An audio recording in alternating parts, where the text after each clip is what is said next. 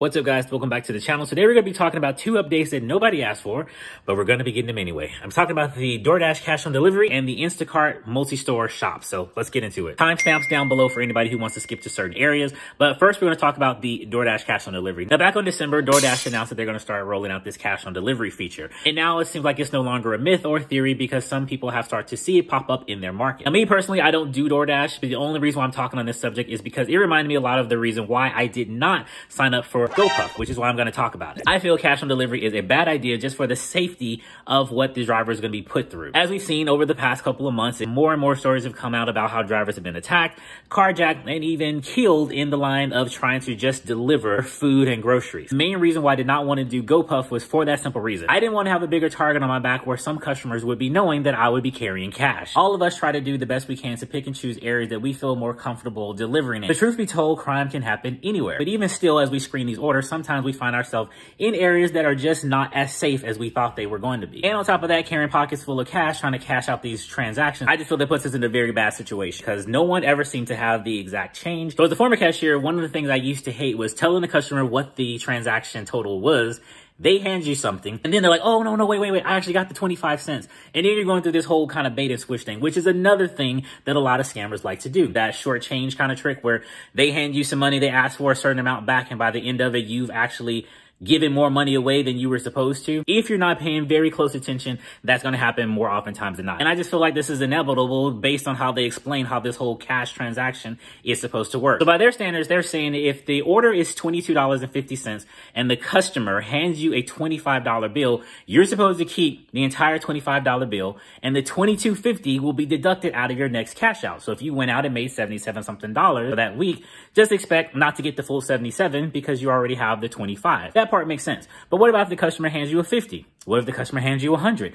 None of us goes to the bank every morning to have that kind of money on us to be facilitating these kind of cash transactions. All the more reason why I stand by what I said in that video, that all of these CEOs need to be out there doing these kind of orders, because all of this sounds good on paper, but to go out there and actually run these types of transactions in these different types of environments, I really think they would rethink rolling this out. And even as you go further along in the details of how this cash on delivery thing is supposed to work, there's a question. What if the customer doesn't want to pay? What if they don't have enough money? What if they don't have any money and still is expecting you to hand them the food? Again, getting in a situation to where everything could have been avoided if we would have kept running these transactions through debit and credit inside the app. And the only other reason why I'm speaking on this, because I hope that Uber Eats and Grubhub does not follow this base model. The only thing I want to do is show up to the restaurant, grab the food, drop it off, and move on to the next order. So if you are a DoorDash driver, I'd be interested to know if you guys have actually seen this pop up in your area, and if you're actually even thinking about taking some cash on delivery. Let me know what the good and the bad is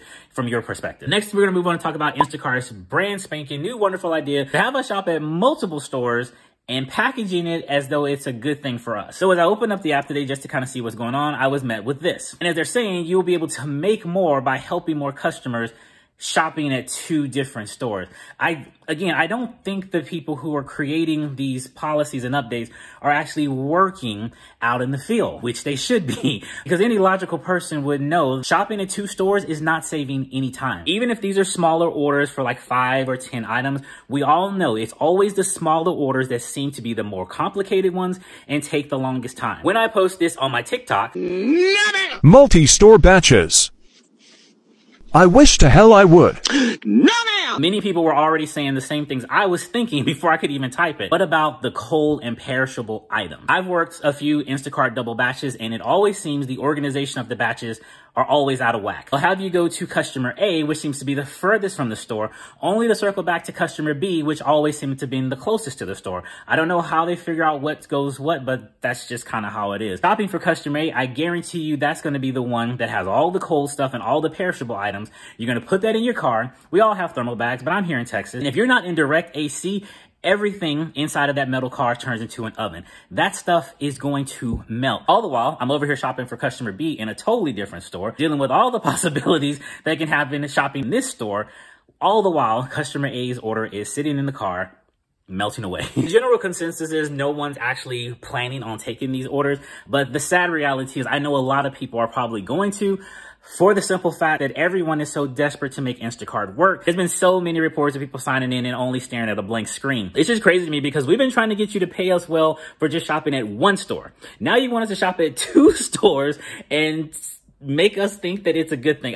It's wild. But you know what? Instacart is not the first grocery app that actually has done this. Burpee actually has done this to me on one of my orders. This is back when I first started working for them. I picked up an order and I was shopping it. I'm here in Texas, so H-E-B is one of the larger grocery stores. So I'm shopping everything and finding most of it. But what I noticed is a lot of the items were not in this store. I'm thinking maybe the customer listed them there because they just wanted like comparable replacements while I was at H-E-B. After I finished shopping everything for the H-E-B stuff, I noticed that the other items had the Target logo on it. So I reached out to the Burpee representative and like, hey, I think the customer made a mistake. I have grocery items on here and I have like household like pillows and things like that from Target. H-E-B does not have that. He was like, oh, give me a second. They checked it and found out, oh, no, the customer actually wants grocery items and they also need some personal care. Personal care from who? Because I'm not shopping 2 stores. As I explained to the representative, we can do this one of 2 ways. We can just cancel this and you can let someone else come and get this.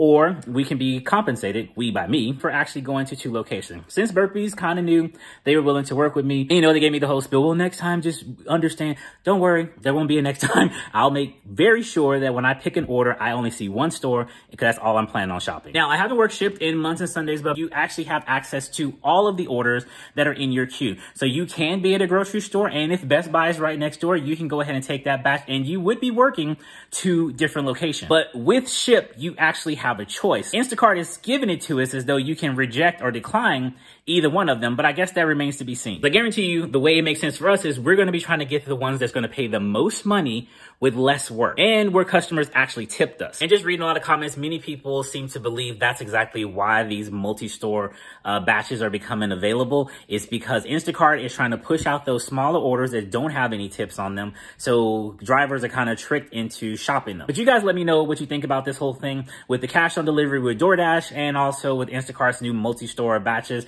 Are you going to be opting into any of them? Have you started to see any of these in your area? Do you think either one of these are a good thing? Well, guys, that'll do it for this video. I'll be very interested to talk to you down in the comment section. And if you're bored and looking for some more gig app content, you can check out one of these 2 videos. Hope you guys have a great day, and I'll catch you on the next one. Peace.